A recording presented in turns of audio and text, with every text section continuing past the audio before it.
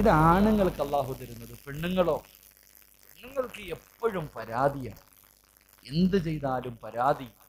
ചില പെണ്ണുങ്ങൾ വീടിന്റെ നന്മ നഷ്ടപ്പെടുത്തുന്നവരാ. അള്ളാഹു നമ്മളെ കാക്കുമാറാകട്ടെ. 6 വിഭാഗം പെണ്ണുങ്ങൾ വീടിന്റെ ബർക്കത്തും നന്മയും നഷ്ടപ്പെടുത്തുന്നവരാ. അള്ളാഹു നമ്മുടെ ഭാര്യമാരെ ആ വിഭാഗത്തെ തൊട്ട് കാക്കുമാറാകട്ടെ. അള്ളാഹു കാക്കുമാറാകട്ടെ. നിന്റെ വീട്ടിൽ സമാധാനമില്ല, സന്തോഷമില്ല, എത്ര കിട്ടിയാലും മതി വരുന്നില്ല. കാരണമെന്തേ? 6 വിഭാഗം പെണ്ണുങ്ങൾ നിന്റെ വീട്ടിലുണ്ടെങ്കിൽ നിന്റെ വീട്ടിൽ ഐശ്വര്യം നഷ്ടപ്പെട്ടു പോകും. അള്ളാഹു നമുക്ക് ഈമാൻ നൽകി അനുഗ്രഹിക്കുമാറാകട്ടെ. 6 വിഭാഗം പെണ്ണുങ്ങൾ ഏതാണെന്നറിയണോ? ആഗ്രഹമുള്ള ഭർത്താക്കന്മാരൊന്ന് കൈവക്കിക്കുക, അതൊന്ന് കേൾക്കാൻ. ഇന്ന് വീട്ടിൽ ചെന്നിട്ട് അടിയാ പെണ്ണുമ്പിള്ളയെ പിടിച്ചു നിർത്തിയിട്ട് പറയും, അങ്ങാര് പറഞ്ഞ 6 സ്വഭാവവും നിനെക്കൊണ്ട് നന്നായിക്കും. എൻ്റെ പ്രിയമുള്ള സഹോദരങ്ങളെ, ഈ 6 സ്വഭാവമുള്ള ഭാര്യമാരുണ്ടെങ്കിൽ തിരുത്തി കൊടുക്കാൻ, അല്ലാതെ അടിക്കാനല്ല. ഈ പറയുന്ന ദുസ്വഭാവങ്ങൾ നിന്റെ ഭാര്യക്കുണ്ടെങ്കിൽ നീ തിരുത്തി കൊടുക്കണം. എൻ്റെ പെങ്ങന്മാർക്കുണ്ടെങ്കിൽ നിങ്ങൾ തിരുത്തണം. അള്ളാഹു ഈമാൻ നൽകി അനുഗ്രഹിക്കുമാറാകട്ടെ. അങ്ങനെ ഉറപ്പുണ്ടെങ്കിൽ മാത്രമേ ഞാൻ പറയുള്ളൂ. വേണം. ചില പെണ്ണുങ്ങള് ഭർത്താവിന്റെ മുഖത്ത് നോക്കിയിട്ട് പറയും, നിങ്ങളാണ് എൻ്റെ ജീവിതം തുലച്ചത്. എങ്ങനെ കടികണി? ഇവർക്ക് എന്ത് ചെയ്താലും പരാതിയാണ്.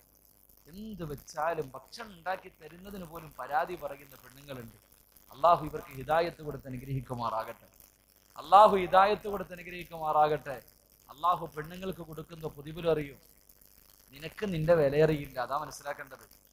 നിനക്ക് നിന്റെ മഹത്വം എന്താ, അള്ളാഹു നിനക്ക് തരുന്ന പ്രതിഫലം എന്താണെന്ന് നിനക്ക് ഇതുവരെ തിരിഞ്ഞിട്ടില്ല. അതുകൊണ്ടാണ് നീ ഇങ്ങനെ കാണിക്കണേ. എന്തിനും കുറ്റവും പരാതിയും. വീട്ടിലേക്ക് കയറി വരുമ്പോ മക്കളെ കുറിച്ച്, ഭർത്താവിന്റെ ഉമ്മയെ കുറിച്ച്, പെങ്ങളെ കുറിച്ച്, വാപ്പയെ കുറിച്ച്, അയൽവാസിയെ കുറിച്ച് വരുന്നത് പോലെ തിരിച്ചു പോകാൻ ആഗ്രഹിക്കണേ. ചില ചെറുപ്പക്കാർക്ക് വീട്ടിൽ 10 മണിയായി പോകുന്നില്ലേ, ഒത്തിരി കൂടെ കഴിയട്ടെ ഉസ്താദെ, അങ്ങോട്ട് പോയാ എങ്ങനാ? വൈകിട്ട് വീട്ടിൽ പോയാൽ നേരം വെളുത്താൻ മതി, ഇറങ്ങിപ്പോകാൻ സമാധാനമില്ല. അള്ളാഹു നമ്മുടെ ഭാര്യമാരെ സാലിഹത്തുകളാക്കി തരുമാറാകട്ടെ. ഞാനിങ്ങനെ ചിന്തിച്ചു, ഒരു മനുഷ്യൻ എൻ്റെ അടുക്ക വന്നിട്ട് പറഞ്ഞു, ഉസ്താദെ ഹജ്ജിന് പോകുകയാണ്, എൻ്റെ ഭാര്യ ഹജ്ജിന് പോകുന്നു, ദുആ ചെയ്യണം. ഞാൻ ചോദിച്ചു, നിങ്ങൾ പോണില്ലേ? ഞാൻ പോണില്ല, ഞാൻ അടുത്ത വർഷമേ പോകുന്നുള്ളൂ. ഇയാൾക്ക് നല്ല ആരോഗ്യമുണ്ട്, ചെറുപ്പക്കാരനാ, ഒരുപാട് സമ്പത്തുണ്ട്. എന്നാൽ ഇയാൾ ഒഴിഞ്ഞു മാറുന്നത് കണ്ടപ്പോൾ എനിക്ക് വീണ്ടും ഞാൻ ചോദിച്ചു, നിങ്ങൾ പോകാത്തതിന്റെ കാരണം എന്തേ? ഒന്നുമില്ല ഉസ്താദ്. ഞാൻ പറഞ്ഞു, ഭാര്യയും ഭർത്താവും കൂടെ ഒരുമിച്ചല്ലേ പോകേണ്ടത്? ഇല്ല, അവൾ ആദ്യം പോയിട്ട് വരട്ടെ, ഞാൻ അടുത്ത വർഷമേ പോകുന്നുള്ളൂ.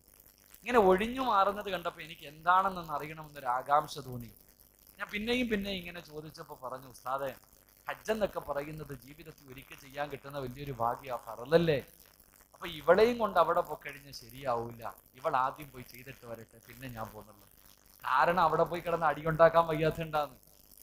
അതുകൊണ്ട് ഇവൾ ആദ്യം ചെയ്തിട്ട് വരട്ടെ, ഞാൻ അടുത്ത വർഷം പോകാം. ഇത് തന്നെ നമ്മുടെ ഭാര്യമാരും. അല്ലാഹു ഈമാൻ നൽകി അനുഗ്രഹിക്കുമാറാകട്ടെ. എങ്കിൽ എൻ്റെ പ്രിയമുള്ള സഹോദരിമാരോട്, മക്കളെ കെട്ടിച്ചു കൊടുക്കുന്ന വീട്ടിൽ, ഭർത്താവിന്റെ വീട്ടിൽ നിന്ന് അടിയുണ്ടാക്കി പിണങ്ങി വീട്ടിലേക്ക് വന്ന് നിൽക്കുന്ന പൊന്നുമോളോട് വാപ്പാ പിടിച്ചു നിർത്തിയിട്ട് പറഞ്ഞു കൊടുക്കാൻ അള്ളാന്റെ റസൂൽ ഒരു ഉപദേശം പറഞ്ഞു തരികയാണ്. എന്റെ പ്രിയമുള്ള പെങ്ങളെ, അള്ളാഹുവിന്റെ റസൂല് നിനക്ക് പറഞ്ഞു തരികയാ. അള്ളാഹുവിന്റെ പ്രവാചകൻ ഒരു ദിവസം തന്റെ പ്രിയപ്പെട്ട പൊന്നുമോള് മഹദി ഫാത്തിമ ബീബി റളിയല്ലാഹു തആല അൻഹയുടെ വീട്ടിലേക്ക് കടന്നു ചെല്ലുകയാണ്. വീടിന്റെ വെളിയിൽ നിന്ന് സലാം പറഞ്ഞു. അള്ളാഹുവിന്റെ റസൂല് വീടിനകത്തേക്ക് കടന്നു ചെല്ലുമ്പോ ഫാത്തിമ ബീബി റളിയല്ലാഹു തആല അൻഹ ഗോതമ്പ് പൊടിച്ചു കൊണ്ടിരിക്കുകയാണ്. ആട്ടുകല്ലിന്റെ ചുവട്ടിലിരുന്ന് ഗോതമ്പ് പൊടിക്കുകയാണ്. അള്ളാന്റെ റസൂല് വിശേഷം ചോദിച്ചപ്പോ ഫാത്തിമ ബീബി റളിയല്ലാഹു തആല അൻഹ ഇരുന്ന് കരയുകയാണ്. ഫാത്തിമ ബീബി ഇരുന്ന് കരയുകയാ. അള്ളാന്റെ റസൂല് ചോദിച്ചു, മായബികിയാ ഫാത്തിമ, ഉപ്പാന്റെ പൊന്നുമോൾ എന്തിനാ കരയുന്നത്? ആ സമയത്ത് തന്റെ പ്രിയപ്പെട്ട വാപ്പയുടെ നേരെ അതാ 2 കൈയും ഇങ്ങനെ നീട്ടി കാണിച്ചിട്ട് പറയുന്നു, വാപ്പാ ഈ കല്ല് പിടിച്ചിട്ട് അടുക്കളയിൽ കിടന്ന് ജോലി ചെയ്തിട്ട് എന്റെ കൈ പൊട്ടിയിട്ട് രക്തം വരുന്നു വാപ്പാ. ആരോടാ പറയുന്നത്? ലോകത്ത് ഒരു ഉപ്പയും ഇതുപോലെ ഒരു മകളെ സ്നേഹിച്ചിട്ടില്ല, ഇനി ഖിയാമത്ത് നാൾ വരെ സ്നേഹിക്കുകയുമില്ല. കാരണം എന്റെ കരളിന്റെ കഷ്ടമാണെന്നാ റസൂലുള്ള പറഞ്ഞത്. ആ പൊന്നുമോള് രഥാ കൈപൊട്ടികെട്ട് രക്തമൊലിക്കുന്ന കൈയെടുത്ത് കാണിച്ചിട്ട് പരാതി പറഞ്ഞപ്പോ പതിരാത്രി ഒരുമിച്ച് കൂടിയ പെങ്ങളെ അള്ളാന്റെ റസൂല് പറഞ്ഞു കൊടുത്ത മറുപടി എന്തെന്നറിയുമോ? തന്റെ പ്രിയപ്പെട്ട പൊന്നുമോളെ ചേർത്ത് പിടിച്ചിട്ട് അള്ളാന്റെ റസൂല് പറഞ്ഞു, ഫാത്തിമ, അള്ളാഹു നിനക്ക് തരുന്ന പ്രതിഫലം എന്തെന്നറിയുമോ? പതിരാത്രി വേദ കേൾക്കാൻ ഒഴുകിയെത്തിയ പെങ്ങളെ, നിന്റെ ഭർത്താവ് ഒരു കിലോ അരി വാങ്ങിയിട്ട് വീട്ടിലേക്ക് കടന്നു വരികയാണ്. എന്നിട്ട് ചോറ് വെക്കാൻ നിന്റെ കയ്യിലേക്ക് വെച്ച് തരികയാ. ആ സമയത്ത് കുത്തുവാക്ക് പറയാതെ, പരിഹസിക്കാതെ, കളിയാക്കാതെ ഇതെന്റെ ബാധ്യതയാണെന്ന് മനസ്സിലാക്കി അത് വാങ്ങിയിട്ട് അടുക്കളയിൽ പോയി കഴുകി ശുദ്ധിയാക്കി ചോറ് വെച്ച് നിന്റെ ഭർത്താവിന്റെ മുന്നിൽ കൊണ്ടുവച്ചാ അള്ളാഹു നിനക്ക് തരുന്ന പ്രതിഫലം അറിയുമോ? ഒരു അരിമണിക്ക് പകരം, ഒരു ചോറിന് പകരം അള്ളാഹു നിന്റെ 10 നന്മ അള്ളാഹു നിനക്ക് എഴുതുകയാ. മലക്കുകൾ 10 നന്മ നിനക്ക് എഴുതുകയാണ്. 10 തിന്മകൾ അള്ളാഹുവേ മായിച്ചു കളയുകയാ. ഒരു മണിച്ചോറിന്റെ പ്രതിഫലമാണ്, ഒരു അരിയുടെ പ്രതിഫലമാണ്. 10 നന്മകൾ അല്ലാഹുവേ മലക്കുകൾ നിനക്ക് എഴുതുകയാ. 10 പാപങ്ങള് അല്ലാഹുവേ പുറത്തു തരികയാണ്. എന്നിട്ട് എന്റെ പ്രിയമുള്ള പെങ്ങന്മാര്, പഠിച്ചവനെ എമ്മയ്ക്കും ഡിഗ്രിക്കും ഒക്കെ പഠിച്ച പെണ്ണുങ്ങള്, അടുക്കളയിൽ കിടന്ന് എന്റെ ജീവിതം തുലഞ്ഞെന്ന് പറയുന്ന പെണ്ണുങ്ങളുണ്ടല്ലോ. ഈ വീടിന്റെ അടുക്കളയ്ക്കകത്ത് കിടന്നാട് എന്റെ സൗന്ദര്യം മുഴുവനും നഷ്ടപ്പെട്ടു പോയതെന്ന് പറയുന്ന പെണ്ണുങ്ങളുണ്ടല്ലോ. നിനക്ക് അല്ലാഹു തരുന്ന പ്രതിഫലം കേൾക്കണം. അടുക്കളയിലെ നട്ടുച്ച സമയത്ത് അടുപ്പിന്റെ ചുവട്ടിൽ കിടന്നിട്ട് ഉരുകുമല്ലോ. നിന്റെ ശരീരം വിയർത്തിട്ട് വിയർപ്പ് തുള്ളികൾ ഇങ്ങനെ ഒഴുകുമല്ലോ. തുടക്കല്ലേ പെണ്ണ്, തുടക്കല്ലേ പെണ്ണ്. ഭർത്താവിനും മക്കൾക്കും ഭക്ഷണം വെക്കുന്ന സമയത്ത് ഒരു പെണ്ണിന്റെ ശരീരം വിയർത്താൽ ഒരു തുള്ളി വിയർപ്പ് താഴെ വീണാ നരകത്തിന്റെയും നിന്റെ ശരീരത്തിന്റെ ഇടയിലൂ മലക്കുകൾ 7 കിടങ്ങ് കുഴിക്കുമെന്ന് നബി മുഹമ്മദ് മുസ്തഫ. നരകത്തിന്റെ തീ നിന്നെ തൊടൂല പെങ്ങള്. അല്ലാഹുവേ, പ്രസവ വേദന സഹിച്ചവരുണ്ടല്ലോ. ഉസ്താദേ, പ്രസവത്തിന് മരണവേദനയാണെന്ന് പറയുന്ന പെണ്ണുങ്ങളുണ്ടല്ലോ. ചുമ്മാതല്ലല്ലോ, അല്ലാഹു നിങ്ങൾക്ക് തരുന്ന പ്രതിഫലം എന്താ? അല്ലാഹുവിന്റെ റസൂല് പറയുന്നു, ഫാത്തിമ, ഒരുമ്മ ഒരു കുഞ്ഞിനെ പ്രസവിക്കുമ്പോ ആ ഉമ്മയ്ക്ക് അല്ലാഹു കൊടുക്കുന്ന പ്രതിഫലം എന്തെന്നറിയുമോ? നിന്റെ ശരീരത്തിൽ എവിടെയല്ല എത്ര രോമങ്ങളുണ്ടോ, ഓരോ രോമത്തിനും അല്ലാഹു നിനക്ക് നന്മ എഴുതുകയാ. നിന്റെ ശരീരത്തിലെ ഓരോ രോമത്തിന് പകരം അല്ലാഹു നിന്റെ ജീവിതത്തിൽ ചെയ്ത പാപങ്ങൾ അല്ലാഹു പുറത്തു തരികയാ. മക്കളെയും ചുമന്നുകൊണ്ട് വയലിന്റെ സദസ്സിൽ വന്ന ഉമ്മ, നോമ്പ് പിടിച്ചിട്ടാണെങ്കിലും, രോഗം പിടിച്ച് കിടക്കുകയാണെങ്കിലും, പട്ടിണി കിടക്കുകയാണെങ്കിലും സ്വന്തം മക്കൾക്ക് പാല് കൊടുക്കുന്ന പെണ്ണ്,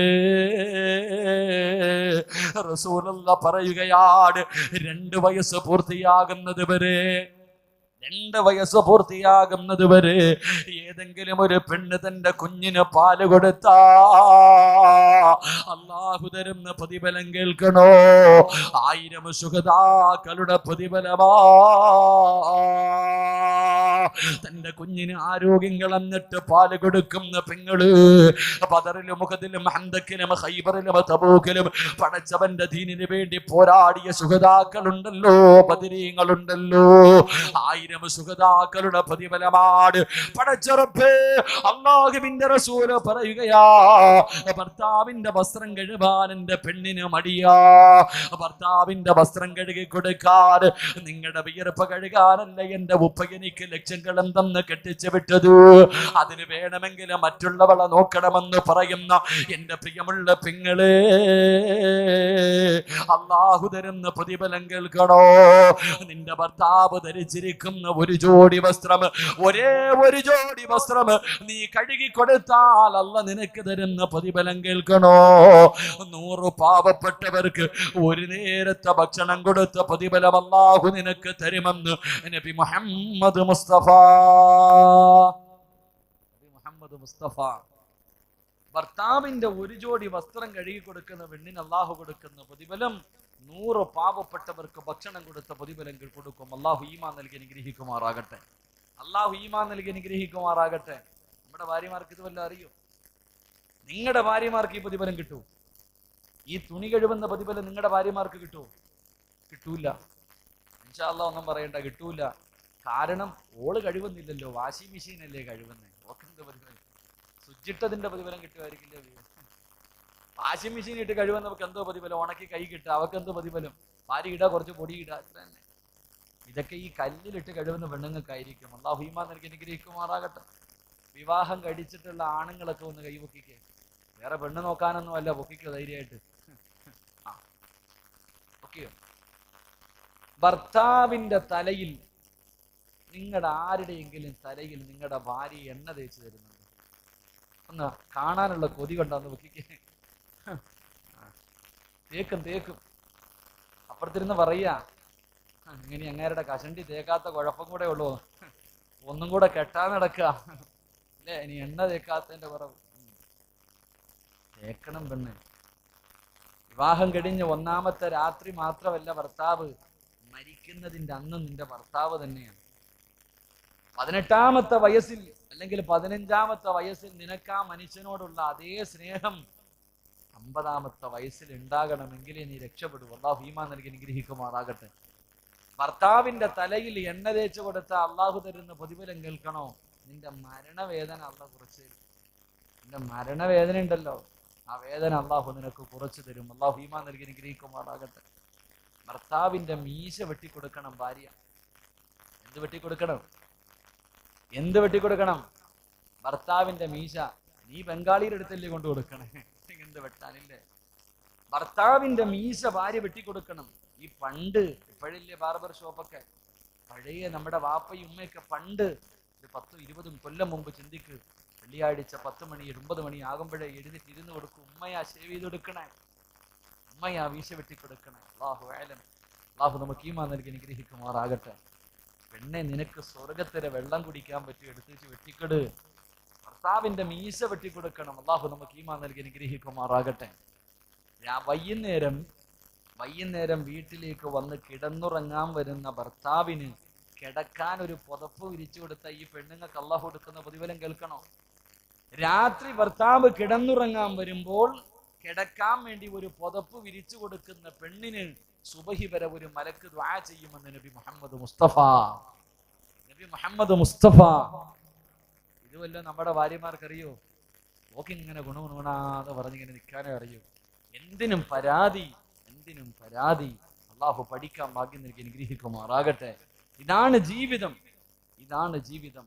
അതുകൊണ്ട് റസൂലുള്ള പറയുകയാ, 6 സ്വഭാവമുള്ള പെണ്ണുങ്ങൾ വീടിന്റെ നന്മ നഷ്ടപ്പെടുത്തുന്നവരാ. അള്ളാഹു നമുക്ക് ഈമാൻ നൽകി അനുഗ്രഹിക്കുമാറാകട്ടെ. 1ാമത്തെ പെണ്ണ്, അടിയുണ്ടാക്കില്ലെങ്കിൽ മാത്രമേ ഞാൻ പറഞ്ഞു തരത്തുള്ളൂ. കുഴപ്പമില്ലല്ലോ. അങ്ങാര് വന്നിട്ട് 2 തട്ടിലാക്കിയെന്ന് പറയരുത്. 1 നേരെ ഇരുന്ന് എല്ലാവരും ഒന്ന്. ഇതിലിപ്പോ പെണ്ണുങ്ങൾ നേരെ ഇരി മനുഷ്യന്മാരെ, എല്ലാവരും നേരെ ഇരി. അള്ളാഹു ആഫിയത്തും ആരോഗ്യവും നൽകി അനുഗ്രഹിക്കുമാറാകട്ടെ. 1ാമത്തെ ഭാര്യ, വീടിന്റെ നന്മ നഷ്ടപ്പെടുത്തുന്ന 1ാമത്തെ പെണ്ണ് രോഗം നടിക്കുന്നവളാണെന്ന് നബി മുഹമ്മദ് മുസ്തഫ. ആരാ? നല്ല നടിയാവള്, നല്ല നടിയാ, രോഗം നടിക്കുന്നവളാ. ഭർത്താവ് ഒരു ഗ്ലാസ് വെള്ളം എടുത്ത് തരാൻ പറഞ്ഞപ്പോൾ എനിക്ക് തലവേദനയാണ്. എന്തു പറഞ്ഞാലും രോഗം നടിക്കുന്നവൾ, ഒരു രോഗവുമില്ല എന്നിട്ടും രോഗം നടിക്കുന്നവൾ, വീടിന്റെ നന്മ നഷ്ടപ്പെടുത്തുന്നവളാ. അള്ളാഹു നമ്മളെ കാക്കുമാറാകട്ടെ. നിങ്ങൾ എണ്ണിക്കോ, ഈ സ്വഭാവം നിങ്ങളുടെ ഭാര്യ കൊണ്ടോന്ന് മാത്രം കരുതിയാൽ മതി. ഉണ്ടെങ്കിൽ തിരുത്തുക. 2, ചെയ്ത നന്മകൾ എടുത്തു പറയുന്ന പെണ്ണ്. അപ്പോഴൊന്നും മറന്നിട്ടില്ല. വിവാഹം കഴിഞ്ഞ് 20 കൊല്ലമായി. ഇപ്പോഴും വഴക്കുണ്ടാകുമ്പോൾ പറയും 30 പവനും 40 സെന്റും ആയിട്ടാണ് ഞാൻ വന്നത്, വെറുതെ ഒന്നുമല്ല. നിങ്ങളുടെ പെങ്ങന്മാരെ കെട്ടിക്കാൻ നേരത്ത് എൻ്റെ കയ്യിൽ കിടന്നതൊക്കെയാ ഞാൻ ഊരിത്തന്നത്, ഓസിനല്ല ഊരിത്തന്നത്. നിങ്ങളുടെ വാപ്പയും ഉമ്മയും കിടന്നപ്പോ മൂത്രവും കാഷ്ടവും വാരി മരിക്കുവോളം നോക്കിയത് ഞാനാ, മറക്കരുത് എന്നിങ്ങനെ എടുത്തു പറയുന്നവൾ, ചെയ്ത നന്മകൾ എടുത്തു പറയുന്നവൾ, വീടിന്റെ നന്മ നഷ്ടപ്പെടുത്തുന്നവളാ. അള്ളാഹു നമ്മുടെ പെങ്ങന്മാർക്ക് ഈമാൻ നൽകി അനുഗ്രഹിക്കുമാറാകട്ടെ, ഈമാൻ നൽകി അനുഗ്രഹിക്കുമാറാകട്ടെ. ചെറുപ്പക്കാരി ചിരിക്കുന്ന ഇന്ന് കാണിച്ചു കൊടുക്കുക ഉസ്താദെ, ഓളെന്ന് കേട്ടോ. മൂന്ന് ഭാര്യയും ഭർത്താവും കൂടെ വീടിന്റെ മുന്നിലിരിക്കാം. ഭാര്യയും ഭർത്താവും കൂടെ വീടിന്റെ മുന്നിലിരിക്കുമ്പോ അടുത്ത വീട്ടിൽ നിന്ന് ഐഷായും ഭർത്താവും കൂടെ ലുലുവിലേക്ക് പോകാൻ വേണ്ടി ഇറങ്ങാം. ആ സമയത്ത് ഈ പെണ്ണ് ഭർത്താവിനോട് പറഞ്ഞു കൊടുക്കുക, ഭർത്താവെന്ന് പറഞ്ഞ അങ്ങനെ ഇരിക്കണം, കണ്ടോ അവന്റെ ബോഡി കണ്ടോ, ഓ മനുഷ്യ കണ്ടോ, സൗന്ദര്യം കണ്ടോ. സ്വന്തം ഭർത്താവിന് മുന്നിൽ ഇരുത്തിയിട്ട് മറ്റൊരുത്തൻ ആഗ്രഹിക്കുന്നവൾ വീടിന്റെ നന്മ നഷ്ടപ്പെടുത്തുന്നവളാ. അള്ളാഹു നമ്മുടെ സഹോദരിമാർക്ക് ഈമാൻ നൽകി അനുഗ്രഹിക്കുമാറാകട്ടെ. അങ്ങനെ ചില പെണ്ണുങ്ങളുണ്ട്, ഭർത്താവിനെ നോക്കിയിട്ട് പറയും നിങ്ങൾ കൊള്ളൂല, ഓനാന്ന്.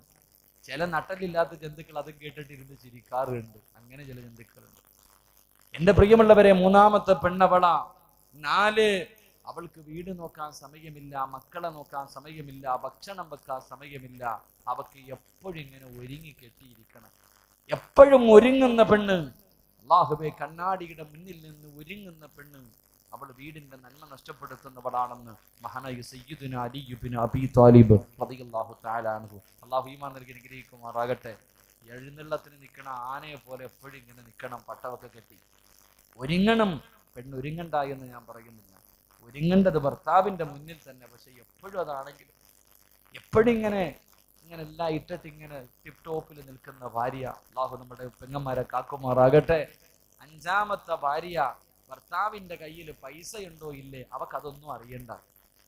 പാവപ്പെട്ടവൻ അധ്വാനിച്ചതെല്ലാം കൂടെ കൊണ്ട് ലുലു സെന്ററിൽ പോയി ചോദിച്ചതെല്ലാം വാങ്ങിക്കൊടുത്തു. ഇനി വണ്ടിക്കൂലിക്ക് മാത്രമേ പൈസ ഉള്ളൂ. ഇറങ്ങുമ്പോഴാണ് അവിടെ ഒരു മാക്സി കിടക്കുന്നത്, അപ്പോഴും പറയും എനിക്ക് അതും വേണമെന്ന് പറഞ്ഞ് അടിയുണ്ടാക്കുന്നവർ. കാണുന്നതെല്ലാം വേണമെന്ന് പറഞ്ഞ് വാശി പിടിക്കുന്ന ഭാര്യ, അവൾ നന്മ നഷ്ടപ്പെടുത്തുന്നവരാ. അല്ലാഹു കാക്കുമാറാകട്ടെ.